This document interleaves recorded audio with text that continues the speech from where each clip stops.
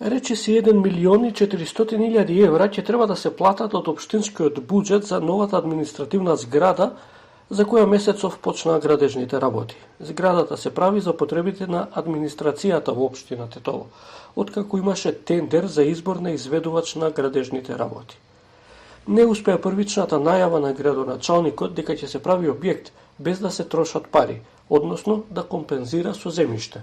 Првичната идеја беше да се реализира со јавно-приватно партнерство, општината да даде земја на друга локација и да се изгради објектот на општината, но испадна дека тоа не е возможно, значи според законот не може да се направи таква компензација земјиште за објект и затоа одлучивме да одиме со тендер. Значи сега се реализира преку тендер и со средства на буџетот на општина Тетово.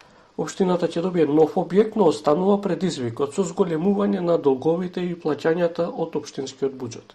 Касами тврди дека во 2025 година има зголемена наплата на даноците на имот, но главен проблем останува тоа што извршители и понатаму наплаќаат долгови. Се надеваме дека во текот на 2026 година ќе излеземе од извршувања и ќе можеме автономно да оперираме со буџетот, затоа што и 2025 година речиси сериозен дел, да не кажам многу голем дел од буџетот се е реализиран преку извршители. Новата зграда ќе има приземје 2 ката и поткровје со вкупна површина од 1400 метри квадратни.